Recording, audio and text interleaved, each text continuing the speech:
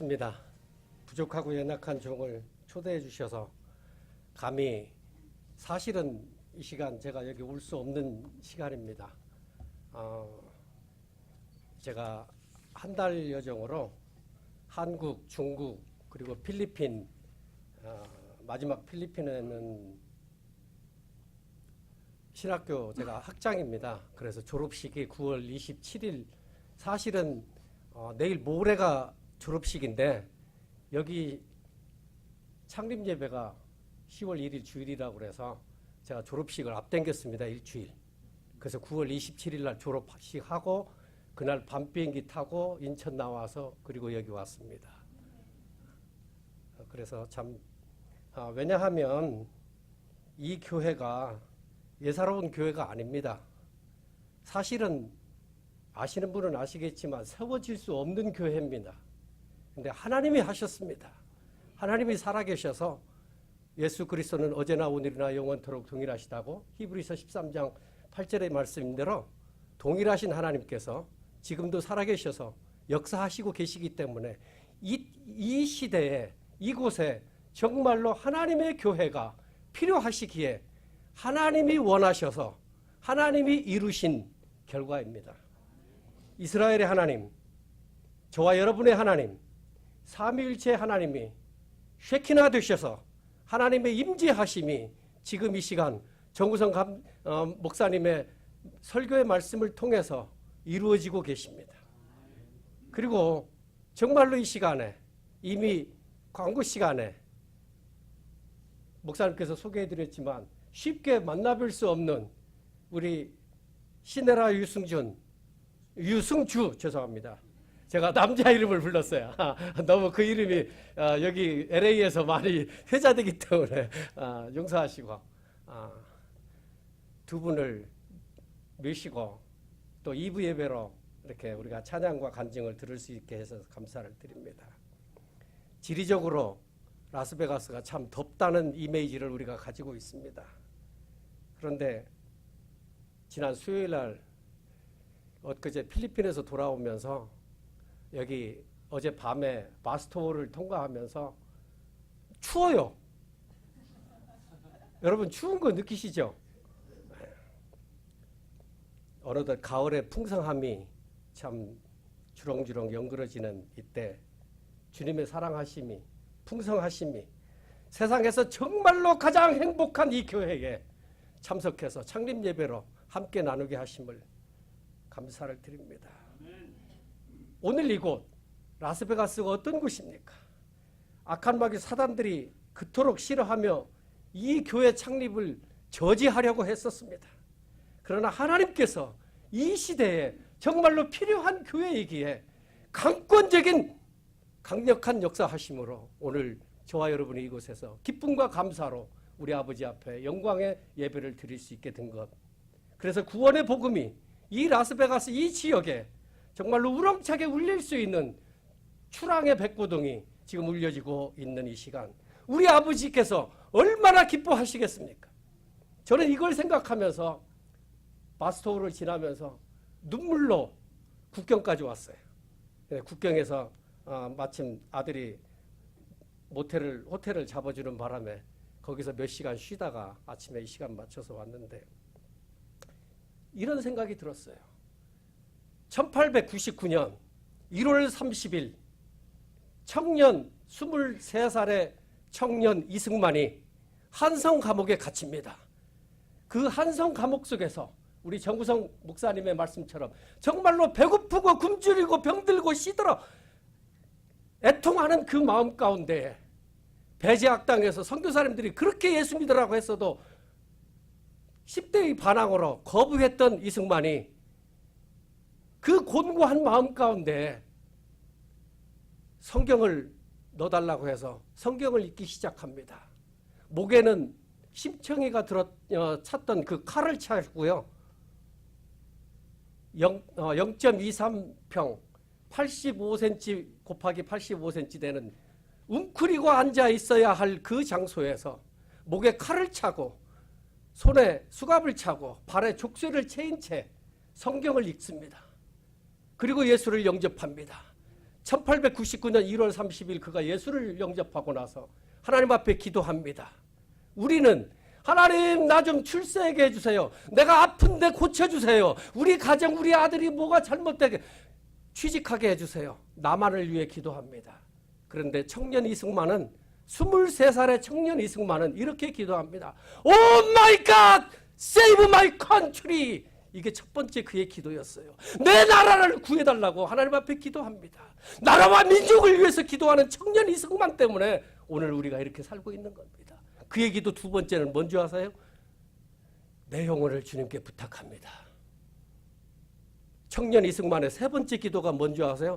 하나님 나 좀 감옥에서 나가게 해주세요. 이런 유치한 기도 아니었습니다. 그의 기도는요, 하나님 아펜셀라와 언더우드 선교사를 통해서 바깥에 예수 믿는 기독교인이 40명입니다.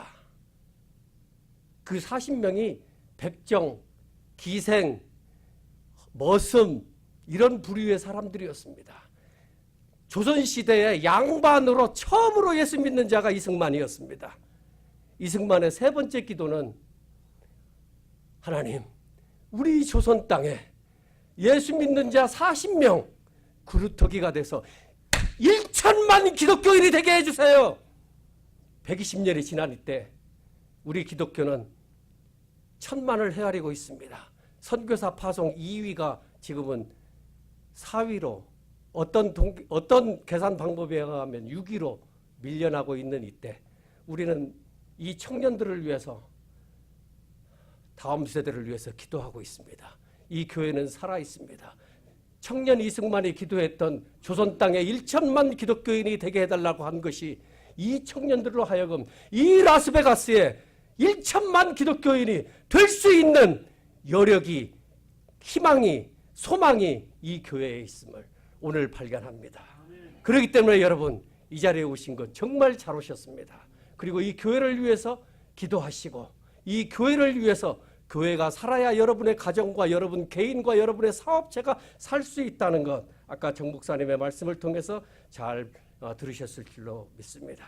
아직도 우매하고 완악한 유대인들이 아버지의 장자가 아버지 앞에 돌아오지 않고 아버지의 마음을 그리고 아버지의 눈에 눈물을 흘리게 하고 있는 저 유대인들, 그들의 돌아올 수 있는 기회 우리가 만들어줘야 되는데 아버지의 눈물을 닦아드릴 수 있는 교회가 바로 이 라스베가스 중앙교회 이민철 목사님을 위해서 이 교회에서 주님을 섬기는 여러분들이 그 사명을 감당해야 하지 않을까 생각합니다.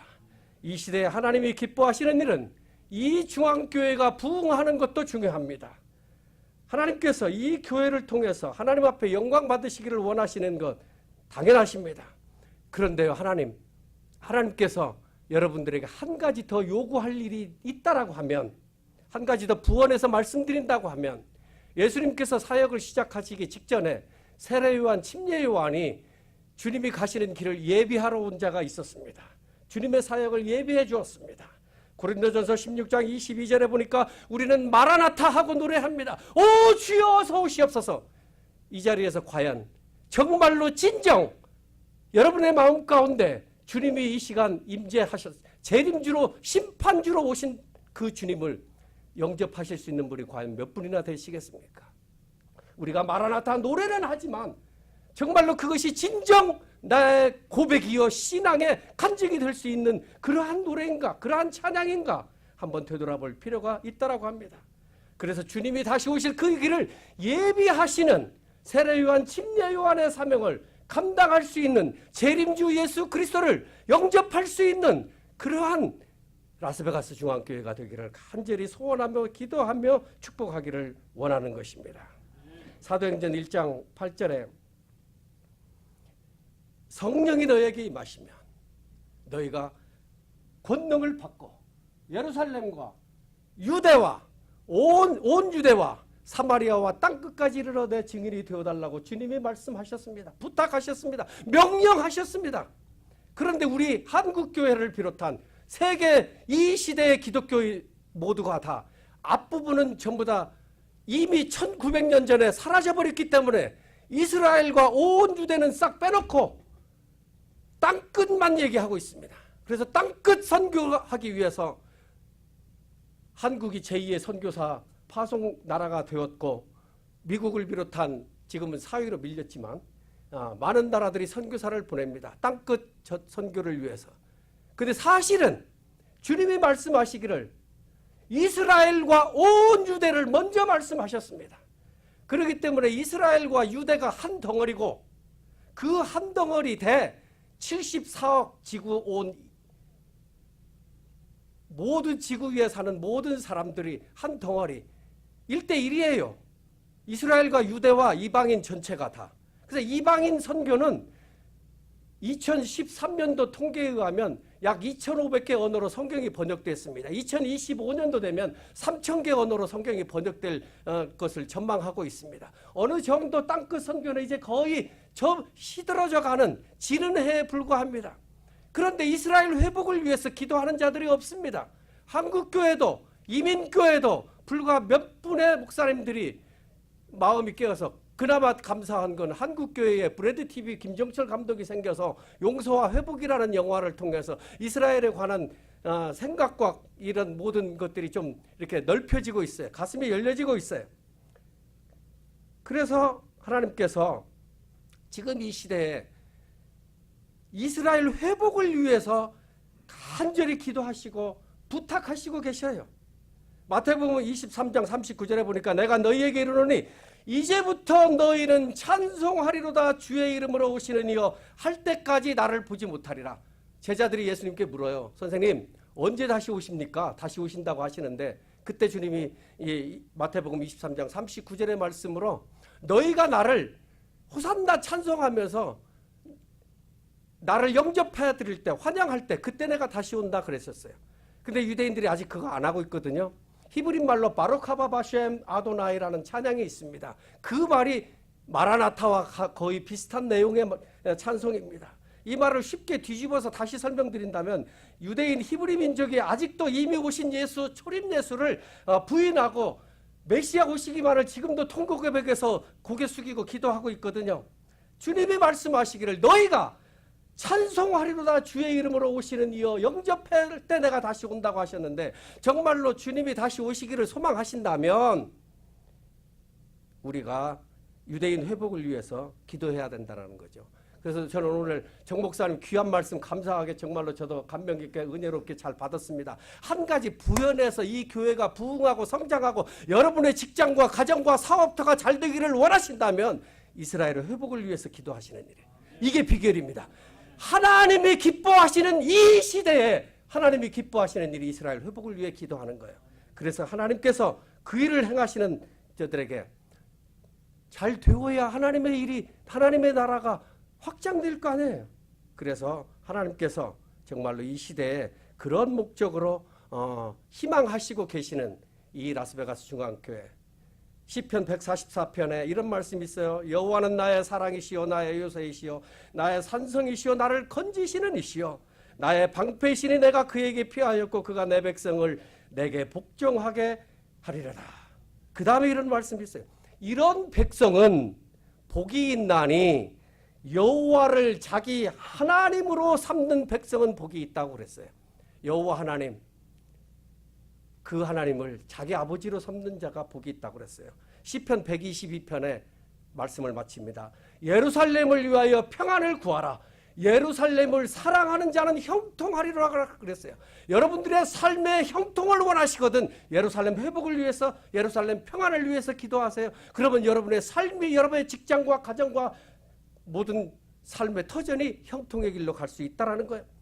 그 다음에 시편 122편 9절에 여호와 우리 하나님의 집을 위하여 내가 너를 위하여 복을 구하리로다.